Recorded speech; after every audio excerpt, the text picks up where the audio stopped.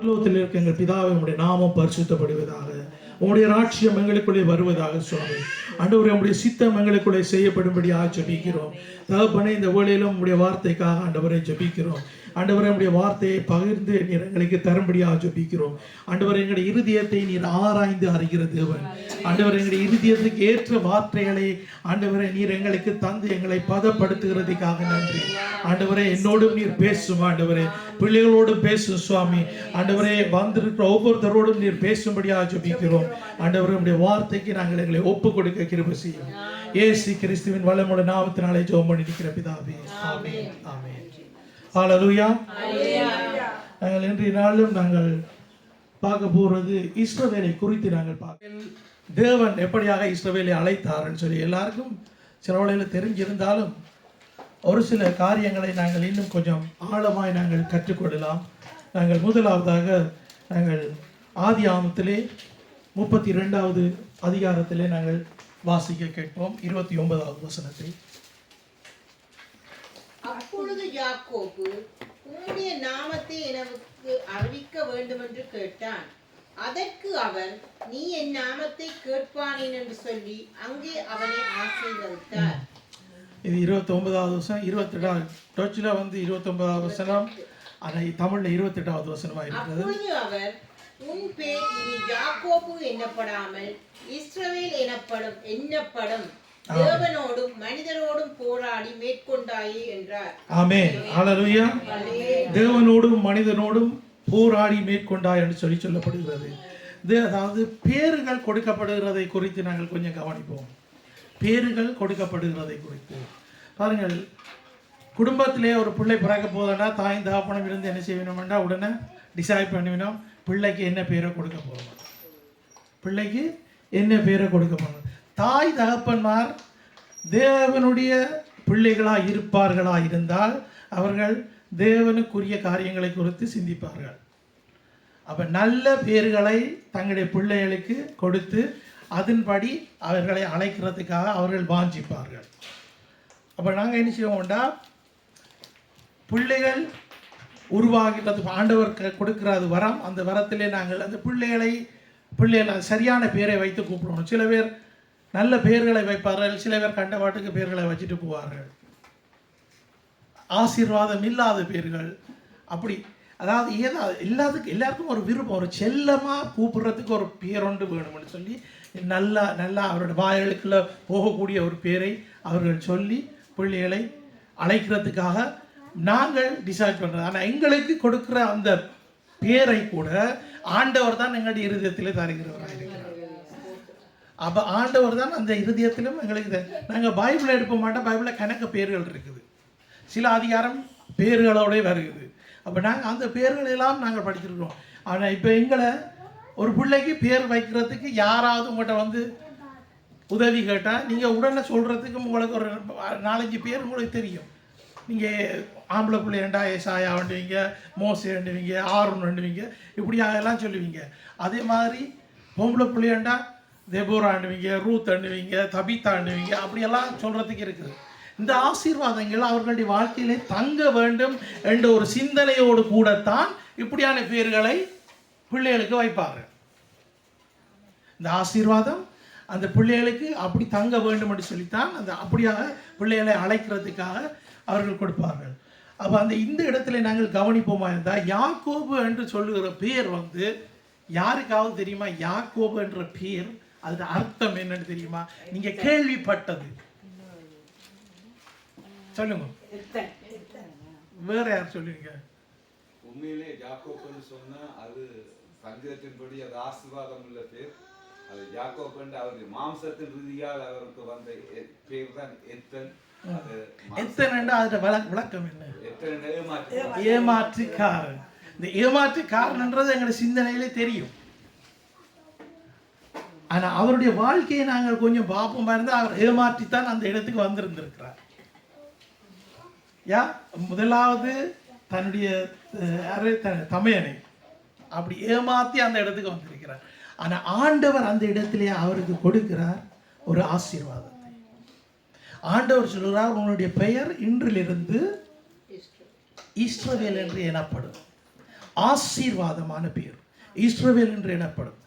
இந்த பேரை குறித்து இந்த காலத்திலே, நாங்கள் வாழ்ந்து கொண்டிருக்கிற இந்த காலத்திலே எத்தனை பேர் இந்த பேர் இஸ்ரவேலுக்கு, இஸ்ரவேல் என்று சொல்லி போட்டு அதுக்கு பின்னாலே எவ்வளவு சாபங்களை பேசுகிறார்கள்,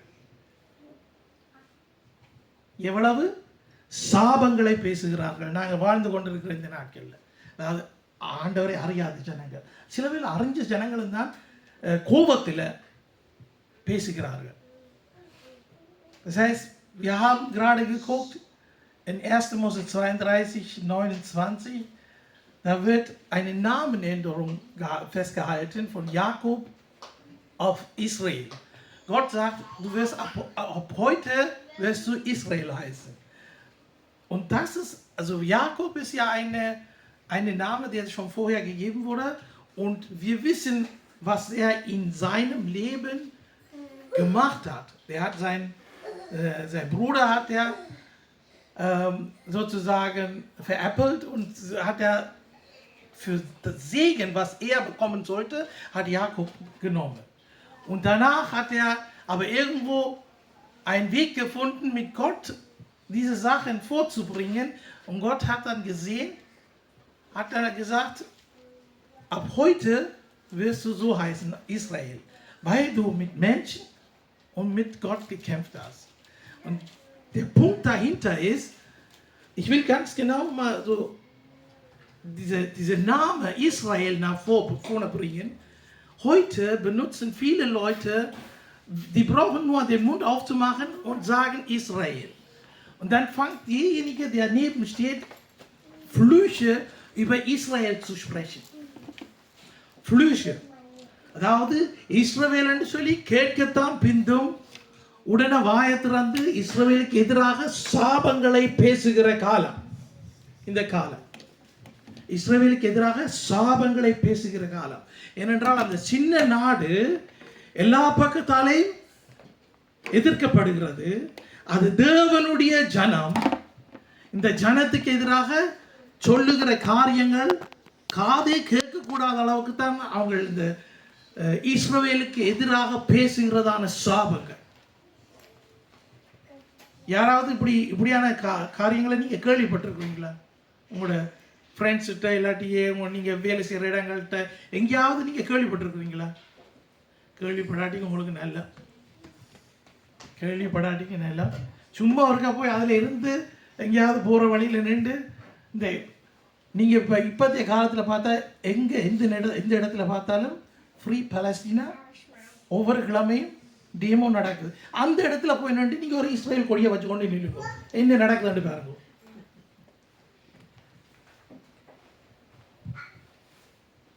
இவர்களுக்கு எதிராக தேவனுடைய வார்த்தைகள், பேசப்பட்ட வார்த்தைகள் நிறைவேறுகிறது. ஆனாலும் ஆண்டவர் அந்த ஜனத்தை நேசிக்கிற தேவனாக இருக்கிறார். அந்த ஜனத்தை, இந்த ஜனம் சும்மா ஒரு கதைக்கு நான் சொல்றேன், இஸ்ரேல் அண்டு இல்லையாண்டு வைப்போம். இந்த ஜனத்துல பேர் தமிழர்கள் அண்டு வைப்போம். அப்ப அந்த தமிழ் ஜனத்தையும் எதிர்க்கிறதுக்கு இந்த உலகம் வந்தே ஆகும். அந்த ஜனம் ஜெர்மன் ஜனமா இருந்தா அந்த ஜெர்மன் ஜனத்தையும் எதிர்க்கிறதுக்கு ஜனங்கள் வந்தே ஆகும். ஆனா அது கர்த்தரால் நியமிக்கப்பட்டது என்றதை எங்களுடைய கண்களுக்கு மறைக்கப்பட்டிருக்கிறது. அது கர்த்தரால் நியமிக்கப்பட்ட அந்த பெயர், கர்த்தரால் தெரிந்து கொள்ளப்பட்ட ஒரு ஜாதி, அதை ஜனங்கள் கவனிக்கிறது இல்லை. அது மாத்திரமல்ல, எங்களுக்காவது என்னையும் சேர்த்து தான் சொல்கிறேன், உங்களுக்கு எல்லாருக்காவது கொஞ்சமாவது வேத அறிவு இருக்குது. வெளியில் போய் நாங்கள் யாரோடையும் கழிச்சாங்கன்னா அவங்களுக்கு வேத அறிவே இல்லை. ஆண்டவர் அறியாத பிள்ளைகளுக்கு வேத அறிவே இல்லை. சில வழியில் இந்த சின்ன சின்ன அங்கே இங்கே கேள்விப்பட்ட நியூஸுகளை போட்டு அவங்களை எங்களோட டிஸ்கஸ் பண்ணுறதுக்கு முயற்சி எடுப்பாங்க. ஆனால் அதில் பெருசாகவே ஒன்றும் செய்யலாது. ஏனென்றால் எங்களுக்குள்ள இருக்கிற தேவ ஆவியானவர் எங்களை சத்தியத்திலே வழி நடத்துகிறார். எங்களை சத்தியத்திலே வழி நடத்துகிற தேவ ஆவியானவர் எங்களுக்கு சத்தியத்தை நாங்கள் கேட்டு கேட்டு கேட்டு நாங்கள் படித்து படித்து வளர்ந்து நாங்கள் வருகிறோம். Das heißt, wenn wir rausgehen, wenn wir mit Leuten diskutieren werden, die werden sagen, ja, Israel ist kein gutes Volk und die werden ja viele Sachen über Israel, viele Wörter verlieren. Aber weil die verlieren die Wörter, ist das deswegen, weil die nicht genug Informationen haben. Wir haben zum Beispiel das Wort Gottes, was Wort Gottes uns lehrt und was wir auch bekommen in unserem Herzen, ist die Wahrheit. Und Geist Gottes leitet uns in diese Wahrheit. Wir können rausgehen, mit den Leuten sprechen, aber das wird nicht bringen. Die haben hier und da irgendwo von Bildzeitung, von irgendwelchen Medien, irgendwelche Nachrichten aufgeschnappt und sagen, ja, aber Israel hat so und so gemacht. Hast du das schon mal gesehen? Die haben so viele Kinder getötet. Die haben so viele Leute getötet. Das werden die vorwerfen. Das werden die vor uns bringen. Es geht hier darum, nicht Recht und Unrecht zu haben. Das ist die Tatsache, das ist das Gotteswort, was ausgesprochen wurde über Israel, und das passiert. Und wir sind nun mal in dieser Zeit. Wir leben nun mal. Wir sind nicht in der Zeit, wir leben nicht in der Zeit, wo Jesaja gelebt hat. Jesaja, der der größte Prophet, Jesaja, der hat alles schon vorausgesagt, bevor Christus geboren wurde. அதாவது நாங்கள் எசாயா தீர்க்கதரிசி வாழ்ந்த காலத்திலே நாங்கள் வாழவில்லை. அவர் உரைத்த தீர்க்க தரிசனங்கள் நிறைவேறுகிற காலத்திலே நாங்கள் இருக்கிறோம். அது ஒரு பெரிய ஒரு டிஃப்ரெண்ட் உள்ளது. அப்போ அவர் உரைத்த காரியங்கள் நிறைவேறுகிற காலத்திலே நாங்கள் இருக்கிறோம். அப்போ இந்த தேசங்களில் நாங்கள் இந்த இப்படியான காலகட்டத்திலே நாங்கள் ஜீவித்து கொண்டிருக்கிறது நிமித்தம் எவ்வளவுதான் யார்தான் இஸ்ரவேலை குறித்து எங்களுடைய காதுகள் கேட்க சாபங்களை பேசினாலும் நாங்கள் சத்தம் போடாமல் இருப்போம். நோமலாவே மனுஷன் சுபாவம் என்னென்னா, ஒரு காரியத்தை யாராவது வந்து சும்மா ஒரு கதைக்கு உதாரணத்துக்கு இன்றைக்கு வெதர் சரியில்லையாண்ட இவ்வளோத்தை தான் சொல்லணும். அடுத்தால் மிச்சத்தை அங்கே நல்லா இழுத்து கொண்டு போவோம். இப்படித்தான் நெடுகளும் வெதர் அப்படின்னு சொல்லி நல்லா கதையெல்லாம் இதுண்டுட்டு போயிடுவோம், வளர்த்து கொண்டு போயிடுவோம். ஆனால் இதை பாருங்கள், இஸ்ரேலுக்கு மேலே நாங்கள் கதைக்கிற கதைகளை ஒரு ஆள் தொடங்கிட்டேன்னா மற்றால் அங்கே முடிக்கிறதுக்கு நிற்கும். நானும் கேட்டேனா தான், நானும் பார்த்தேனான் தான், டிக்டாக்கில் பார்த்தேனா, இதில் பார்த்தேனா, அதில் பார்த்தேனா, இப்படியான இதுகளெல்லாம் இருக்குன்னு சொல்லி அவங்க திட்டுவாங்க. ஆனால் நாங்கள் திரும்பவுமாக என்னத்துக்கு வர போகிறோம்? வசனத்துக்கு வர போகிறோம். வசனம் சொல்லுகிறது என்னண்டு, யாக்கோபை ஆண்டவர் இஸ்ரவேலாக மாற்றினார். யாக்கோபை இஸ்ரவேலாக மாற்றி ஆண்டவர் அந்த இஸ்ரவேலை எப்படியாக வளர்த்து வருகிறார் என்பதை நாங்கள் கவனிப்போம். முதலாவதாக நாங்கள்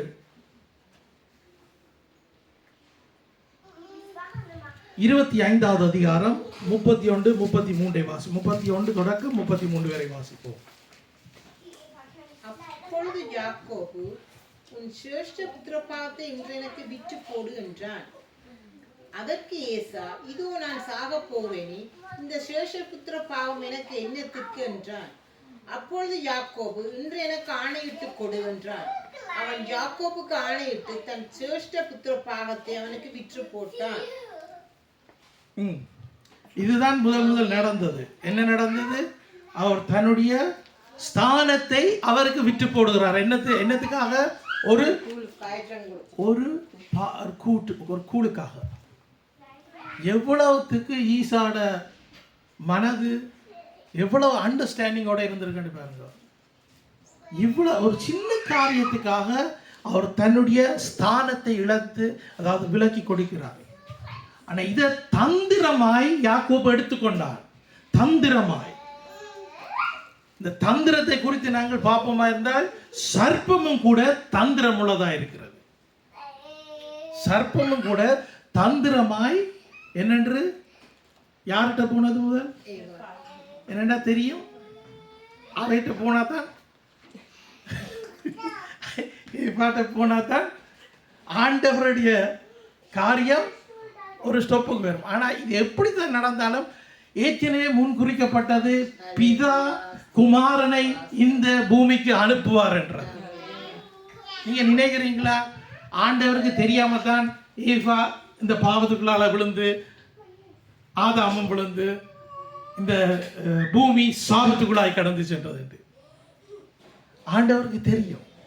ஆண்டவர் ஏற்கனவே முன்குறித்து அவருக்கு எல்லாம் தெரியும். அவர் அதாவது குமாரன் வந்து பரிசுத்தாவியானவரும் குமாரனும் பிதாவும் கூட 3 பேருமாக இணைந்து நடக்கிற ஒரு காரியமாக இருந்தது. இதில் கூட நாங்கள் பார்க்குறோம், தந்திரமாய் யாக்கோபு அதாவது அந்த ஸ்தானத்தை எடுத்துக்கொண்டார், தந்திரமாக எடுத்துக்கொண்டார். இப்போ தந்திரமாக யாராவது காரியங்களை நடப்பிப்பார்களாண்டா கொஞ்சம் நாங்கள் கவனமாக இருக்கணும். நாங்கள் வினா உள்ளவர்களாக இருக்க வேண்டும். நாங்கள் என்னென்னு ஒரு கேள்வியோடு நாங்கள் என்னத்துக்கு இப்படி நடக்குதுன்னு ஒரு கேள்வியோடு நாங்கள் இருக்க வேண்டும். அடுத்ததை நாங்கள் பார்ப்போம். 27வது அதிகாரத்திலே 18வது வசனம் வாசிங்க. அவன் தன் தகப்பனிடத்தில் வந்து என் தகப்பனே என்றான். அதற்கு அவன் இதோ இருக்கிறேன், நீ யார் என் மகனே என்றான். ஓகே, இது எல்லாம் என்ன நடக்குதுன்னா யாக்கோபு போய் யார்கிட்ட போறார்? பிள்ளையார் சொல்லுங்க, யார்கிட்ட போறார்? யாக்கோபு யார்கிட்ட போறார்? யாக்கோபு அப்பா யார்? ஈசா. ஈசா கிட்ட போய் என்ன செய்கிறார்? ஏமாற்றுகிறார். என்னன்னு சொல்லுகிறார்? நான் ஏசான்னு சொல்லுகிறார். பொய்யை சொல்லி அவர் என்ன செய்கிறார்? ஆசீர்வாதத்தை பெற்றுக்கொள்கிறார். தகப்பனிடத்திலிருந்து பெறுகிற ஆசீர்வாதம் முக்கியமான ஒரு காரியம். தகப்பனிடத்திலிருந்து பெறுகிறதான ஆசீர்வாதம் மிகவும் முக்கியமான ஒரு காரியம். அவர் தகப்பனிடத்திலிருந்து 29வது வசனத்தை வாசிங்க. ஜனங்கள் உன்னை சேவிக்கவும் ஜாதிகள் உன்னை வணங்கவும் கடவர்கள். உன் சகோதரருக்கு எஜமானாய் இருப்பாய். உன் தாயின் பிள்ளைகள் உன்னை வணங்குவார்கள். உன்னை சபிக்கிறவர்கள் சபிக்கப்பட்டவர்களும் உன்னை ஆசீர்வதிக்கிறவர்கள் ஆசீர்வதிக்கப்பட்டவர்களுமாய் இருப்பார்கள் என்று சொல்லி அவனை ஆசீர்வதித்தான். ஆமென், ஆமென். இதுல கணக்கு விஷயங்கள் இருக்கிறது. நாங்க பார்க்க போறது தனியா ஒரே ஒரு பகுதி. உன்னை ஆசீர்வதிக்கிறவர்கள் ஆசீர்வதிக்கப்படுவார்கள், உன்னை சபிக்கிறவர்கள் சபிக்கப்படுவார்கள். அப்ப இந்த காரியம் யாருக்கு கொடுக்க வேண்டியது? ஏசாக்கு போக வேண்டிய காரியம் யாக்கோபுக்கு போகுது. யாக்கோபு இவ்வளோத்தையும் பெற்றுக்கொண்டு அந்த இடத்தை விட்டு அவர் வேற தேசத்துக்கு போகிறார். வேற தேசத்தில் போய் ஓடி போய் வேறு இடத்துல ஒழுங்கி இருக்கிறார். ஏனென்றா மூத்த சகோதரன் தன்னை சாக்குள்றதுக்கு தேடி கொண்டு இருக்கிறான். அப்பவே தொடங்கின சண்டை இன்னும் முடியல. அப்பவே தொடங்கின சண்டை இன்னும் முடியல. பாருங்க, அப்ப அந்த தேவன் கொடுத்தார், அந்த வாக்கு கொடுத்தார். என்ன? உன்னை ஆசீர்வதிக்கிறவர்களை நான் ஆசீர்வதிப்பேன். இதே ஆசீர்வாதம் தான் ஆண்டவர் ஈசாக்கோட தகப்பன் யாரு? பிள்ளைகள் சொல்லுங்க. ஈசாக்கோட தகப்பன் யாரு? ஆபிரகாம். ஆபிரகாமுக்கு ஆண்டவர் கொடுத்த காரியம் என்ன? இதே காரியத்தை தான் கொடுத்தார். உன்னை ஆசீர்வதிக்கிறவர்களை நான் ஆசீர்வதிப்பேன், உன்னை சபிக்கிறவர்களை நான் சபிப்பேன். இப்ப நாங்க என்ன செய்யறோம்? இஸ்ரவேலை நாங்க ஆசீர்வதிக்கிறோமா? ஆசீர்வாதத்தை பெற்றுக்கொள்வோம். இஸ்ரவேலுக்கு எதிராக நாங்கள் சாபங்களை பேசுகிறோமா?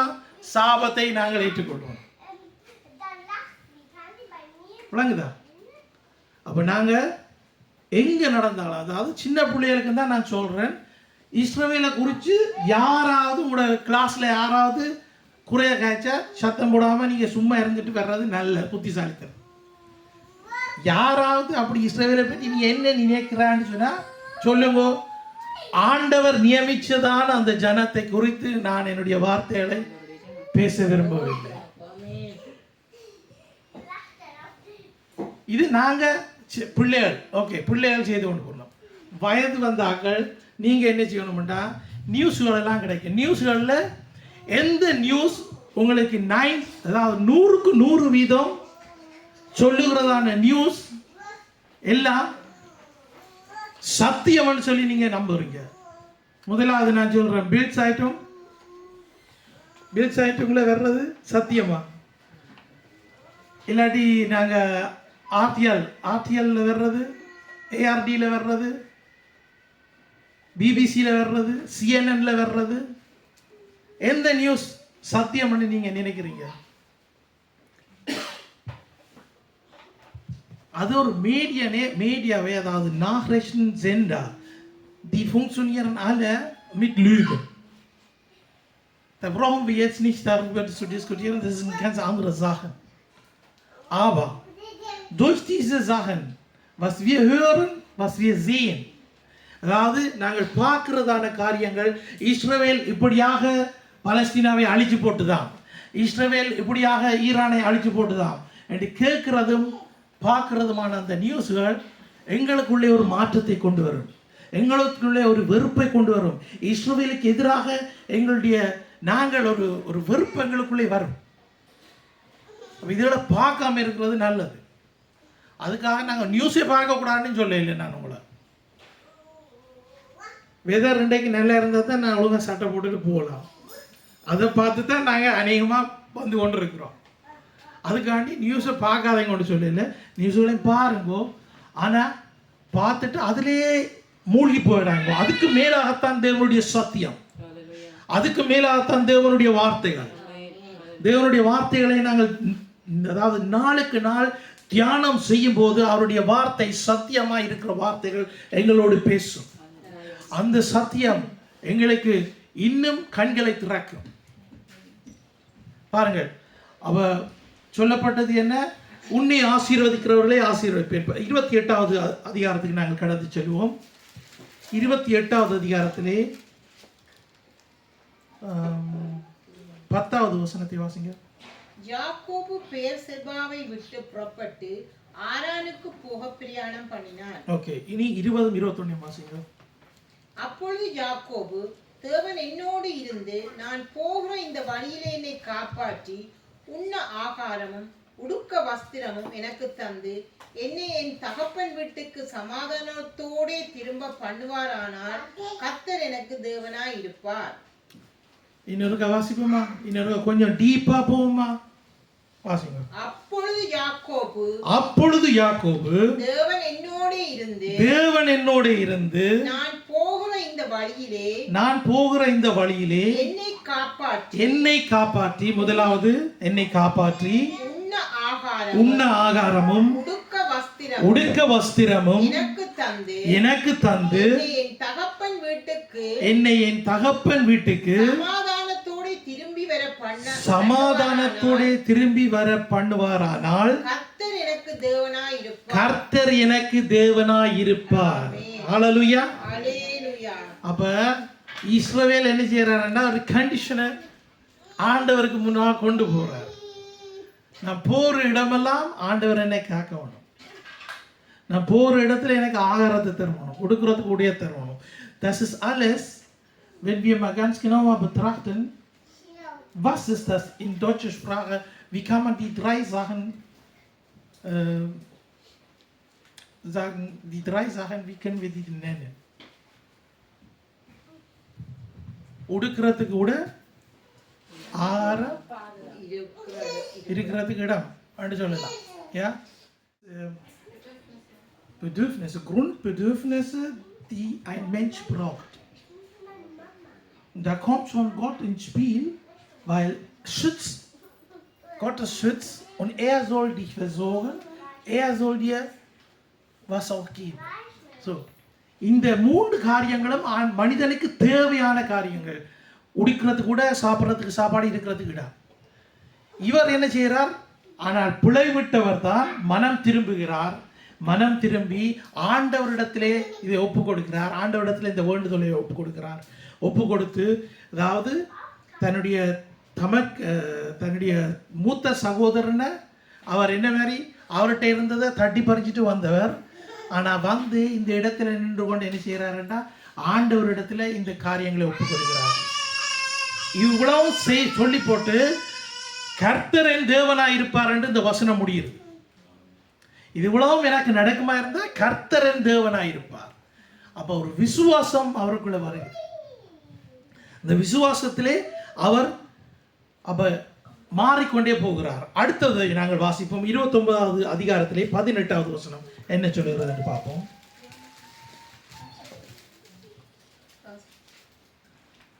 யாக்கோபு ராகேல் பேரில் பிரியப்பட்டு உம்முடைய இளைய குமாரத்தியாகிய ராகேலுக்காக உம்மிடத்தில் 7 வருஷம் வேலை செய்கிறேன் என்றான். அவர் போய் அவர்கிட்ட மாமனார்கிட்ட போய் என்ன செய்யறாருன்னா 7 வருஷம் ராகேலுக்காக அவர் வேலை செய்து ராகேலை தனக்கு மனைவியாக எடுத்துக்கொள்கிறார்.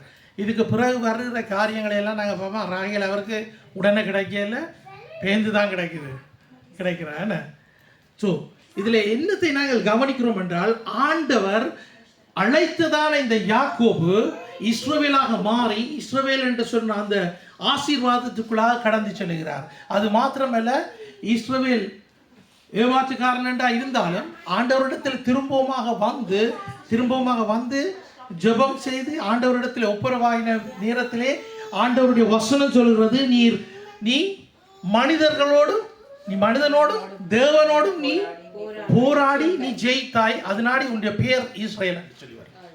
அதுக்கு பிறகு வருகிறதான காரியங்களை நாங்கள் எப்படியே தொடர்ந்து பார்த்துட்டு போய்க்கல. முதலாவது அவர் என்ன செய்கிறார், அந்த ஏமாற்றுக்காரன் அவர் திரும்ப மாறி இப்போ கடைசியாக வந்து gläubig, das heißt, er war kein guter Mensch, aber also Gott verformt ihn. Der Herr verformt ihn. Genauso sind wir auch, wenn wir mal unsere Wege angucken. Wir waren nicht alle heilig. Wir sind immer noch nicht heilig. Aber wir werden dazu gebracht, dass wir Gottes Wort in uns nehmen. Das Wort Gottes wird uns richten, wo wir dann von den Sachen wegkommen, wo wir sagen, nein, das passt nicht zu mir, das kann ich nicht machen, so kann ich nicht reden. Mein bester Buch ist Jakob, wo ich dann immer wieder das Buch Jakob immer wieder zum Vorschein bringe, was aus deinem Mund rauskommt. Das kommt so schnell raus, du weißt nicht, was du da gesagt hast. Wir müssen auf unsere Zunge aufpassen.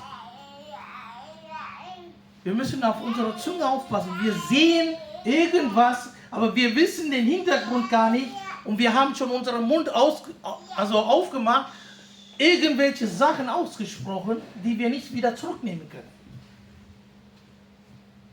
Wir müssen ganz genau auf unsere Zunge aufpassen. அதாவது நான் தேவனிடத்தில் என்னை ஒப்பு கொடுத்து தேவனுடைய வார்த்தைக்குள்ளாக நான் ஜீவித்து வருகிற போது என்னுடைய வாயின் வார்த்தையில் நான் கவனமாக இருக்க வேண்டும். என்னுடைய சிந்தனையை நான் ஆண்டவரிடத்தில் ஒப்பு கொடுக்கும். ஆண்டவரே, உம்முடைய சிந்தனையாய் மாற்றும். என்னுடைய சிந்தனையில் நான் யோசிக்கிறதான காரியங்கள் நீங்கள் அறியலாது. நீங்கள் யோசிக்கிற காரியங்கள் நான் அறிய மாட்டேன். ஆனால் சிந்தனையிலே தான் பாவம் உண்டாகிறது என்று வசனம் ஒழுங்காக சொல்லுகிறது. அந்த சிந்தனை தேவனுடைய ஆவியானவர்னால் கண்ட்ரோலுக்குள்ள வரணும். தேவனுடைய ஆவியோட கண்ட்ரோலுக்குள்ளாக வரணும். அப்போ நாங்கள் எங்களுடைய வாழ்க்கை பகுதியிலே நாங்கள் பரிசுத்த ஆவியானவருக்கு எங்களை ஒப்பு கொடுக்க மாட்டோம். ஆனால் நாங்கள் பார்க்குறது இஸ்ரவேலை குறித்து நாங்கள் பார்த்து கொண்டு போகிறோம். இஸ்ரவேல் என்னவா மாறுகிறான்? ஆண்டவருக்கு ஒரு பிரியமுள்ள ஒரு பாத்திரமாக இஸ்ரவேல் மாற்றப்படுகிறது. யாக்கோபு ஆண்டவருக்கு ஒரு பிரியமுள்ள ஒரு பாத்திரமாக மாற்றப்படுகிறது.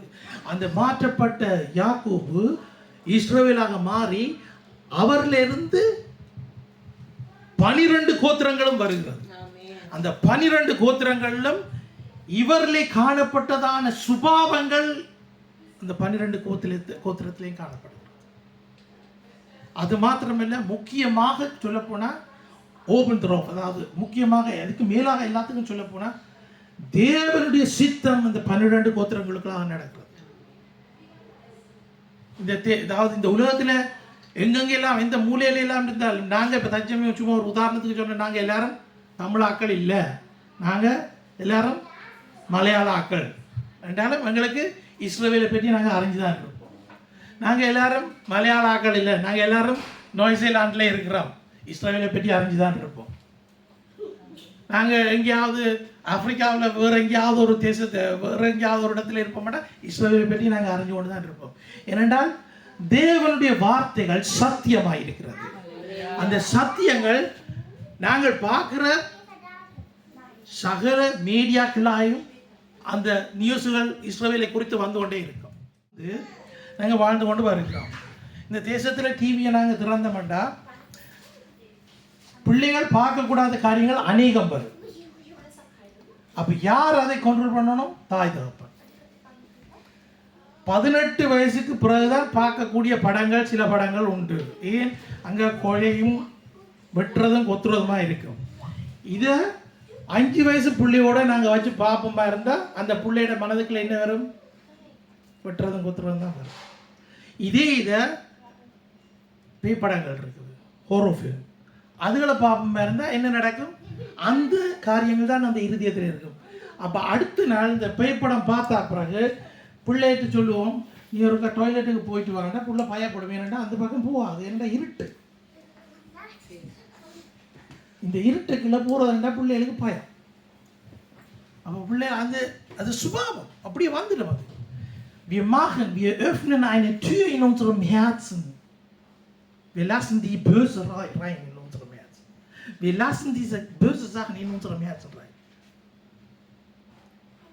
Und dann so agieren wir auch, so denken wir, so handeln wir auch. இதை நான் இஸ்ரவேலுக்கு கொண்டு வரேன். இப்போ நாங்கள் பார்க்குற எல்லாம் என்னண்டு? இஸ்ரவேல் சரியில்லை, எல்லாம் பேட் நியூஸ். இஸ்ரவேலை பற்றி பேட் நியூஸ் நாங்கள் கேட்டுக்கொண்டிருக்கல நாங்கள் என்ன செய்கிறோம்? யாராவது இஸ்ரவேலை பற்றி நாங்கள் இறந்துடுறோம், எங்களுக்கு விருப்பமே வராமல் இருக்கும் பைபிளை திறந்து வாசிக்கிறதுக்கு இஸ்ரவேலை குறிச்சாங்க காரியம். ஏனெண்டா நாங்கள் கணக்கை பார்த்துட்டோம். இஸ்ரவேல் இப்படி பிள்ளைகளை சாக்கொண்டுது, ஹாஸ்பிட்டலில் பாம்பு பண்ணுது, ஸ்கூலை பாம்பு பண்ணுது. இதுதான் tagtäglich unsere Nachrichten, die wir hören. Tagtäglich. Wir hören tagtäglich nur das. Der Israel hat das gemacht, dies gemacht. Also Media stellt die ganze Israel, das Volk Israel wird böse dahingestellt. Wir sind keine Richter. நாங்கள் நியாயம் தீர்க்கிறதுக்கு நாங்கள் பாத்திரர் அல்ல. ஆண்டவருடைய வசனம் தான் நியாயம் தீர்க்கிறோம். பாருங்கள், 32:10 வசனத்தை வாசிங்கள். ஆதியாகமம் 32. அடியேனுக்கு தேவனே காண்பித்த எல்லா தயவுக்கும் எல்லா சத்தியத்துக்கும் நான் எவ்வளவேனும் பாத்திரன் அல்ல. நான் கோலும் கையுமாய் இந்த ஜோர்தானை கடந்து போனேன். இப்பொழுது இவ்விரண்டு பரிவாரங்களையும் உடையவனானேன். ஆமென். ஆமென். அதாவது இவருடைய வாழ்க்கையை நாங்கள் இன்னும் கொஞ்சம் டீப்பாக போகலாம். இன்னும் கணக்கு வசனங்கள் இருக்குது, நாங்கள் இதோட நிறுத்திக் கொள்வோம். அதாவது இவ்வளவு காரியத்தையும் யாக்கோபுக்கு, அதாவது இஸ்ரவேலுக்கு ஆண்டவர் வழியை அமைத்து கொடுக்கிறார். அவர் போய் அவருடைய மாமனார் வீட்டிலிருந்து எத்தனையோ வருஷம் ஒவ்வொரு மனைவிக்காகவும் 7 வருஷம் அவர் அங்கிருந்து முதலாவது கொடுத்தது லேயாவை கொடுத்து, 2வது பேருந்து இப்படி கொடுத்து, இப்படி எல்லாம் அவர் எல்லாம் என்ன செய்கிறார்? தன்னுடைய மனைவிமார்களோடு கூட திரும்பவுமாக ஏசாவை சந்திக்கிறதுக்கு போகிறார். பெரிய ஒரு சாதியாக்கினார். ஆண்டவருடைய வார்த்தை இஸ்ரவேலில் நிறைவேறும், யாக்கோபில் நிறைவேறும். தொடக்கத்தில் இருந்த ஜாதி அந்த ஜாதியாகத்தான் இருக்க மாட்டேன். அதுக்கு நாங்கள் ஒத்துக்கொள்ளத்தான் போனோம், நாங்கள் அப்படியே போகத்தான் போனோம். ஆண்டவர் ஒருக்கா இந்த ஜனத்தை அழித்தார். வெள்ளத்தினாலே ஆண்டவர் மழையை பெய்ய வச்சு அழித்தார் 40 நாள். அதுக்கு பிறகு ஆண்டவர் திரும்பமாக தனக்கென்று சொல்லி சேர்த்துக்கொண்டே இருக்கிறார். அப்போ இந்த நாங்கள் இருக்கிற ஜெனரேஷனிலும் கூட ஆண்டவர் தனக்கென்று சொல்லி ஜனங்களை சேர்த்து கொண்டு இருக்கிறார். அந்த இந்த இஸ்ரவேலை குறித்து நாங்கள் கண்ணும் கருத்துமாக இருக்கணும். தேவையில்லாத காரியங்களை நாங்கள் எங்களுடைய வாயினாலே நாங்கள் பேசக்கூடாது. நாங்கள் இஸ்ரவேலை ஆசீர்வதிக்கிறதுக்கு அதாவது நாங்கள் தினமும் ஞாயிற்றுக்கிழமை நாங்கள் ஜெபிச்சு நாங்கள் ஆசீர்வதிக்கிறோம். வீட்டை கூட நீங்கள் உங்களோட ப்ரைவேட் ஜெபத்தில் அப்படியே நீங்கள் அதை பழகி கொள்ளுங்க. அதே மாதிரி இதை விட இன்னும் கொஞ்சம் டீப்பாக நாங்கள் போகணும்னா அடுத்த முறைக்கு நாங்கள் இன்னும் கொஞ்சம் ஆழமாக பார்க்கலாம் என்று இதோடு நிறுத்திக்கொள்வோம். கடைசியாக ஒரு வசனத்தை நாங்கள் வாசிப்போம். எபிரேயரிலே 21வது வசனம் 11-21.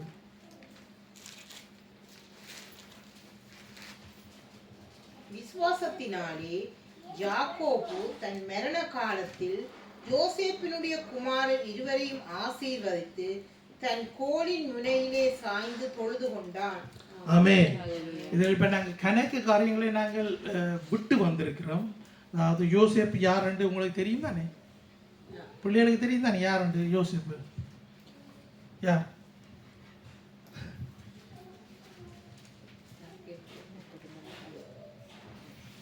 படிச்சு நீங்க வாசிச்ச நீங்க?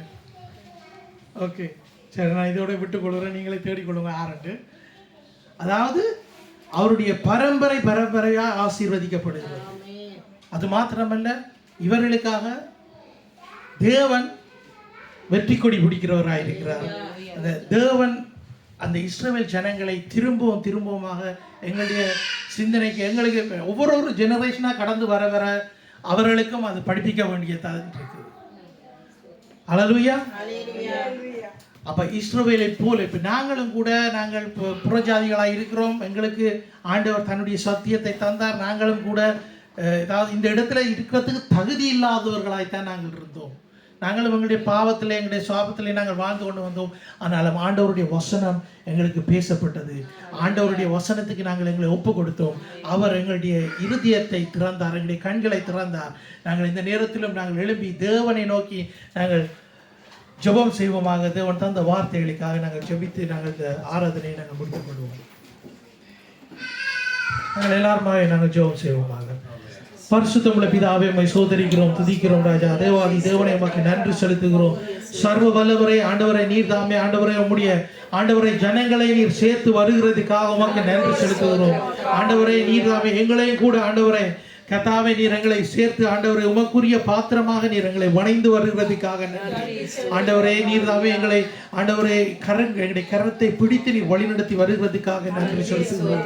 ஆண்டவரை நாங்களும் இஸ்ரவேலை நேசிக்கிறதான ஒரு உள்ளத்தை ஆண்டவரை நீர் எங்களுக்கு கட்டளையிட்டதுக்காக நன்றி செலுத்துகிறோம். ஆண்டவரை இஸ்ரவேல் மீது ஆண்டவரை நாங்கள் ஆண்டவரை ஜெபிக்கிற ஜெபங்கள் ஆசீர்வதிக்கிறதான ஆண்டவரை எங்களுடைய ஆசீர்வாதம் இந்த இஸ்ரவேல் தேசத்தின் மீதும் அந்த 12 கோத்திரத்தின் மீதும் தங்கும்படியாக நாங்கள் கேட்கிறோம் சுவாமி. கர்த்தாவே இந்த நேரத்திலும் எங்களை முற்று முழுதுமாக அர்ப்பணித்து ஜெபிக்கிறோம். நீரை எங்களை பொறுப்படுத்தி வழி நடத்தியறலும். நீ தந்த ஒவ்வொரு வார்த்தைகளுக்காகவும் நன்றி செலுத்துகிறோம். ஆண்டவரே உம்முடைய வார்த்தைகளை நாங்கள் கேட்டு அதன்படி நாங்கள் வாழ கற்றுத்தரும்படியாக ஜெபிக்கிறோம் ராஜா. இயேசுவின் வல்லமையுள்ள நாமத்தினாலே ஜெபம் பண்ணி நிற்கிற பிதாவே, ஆமென் ஆமென் ஆமென். நாங்கள் இந்த நேரத்திலும்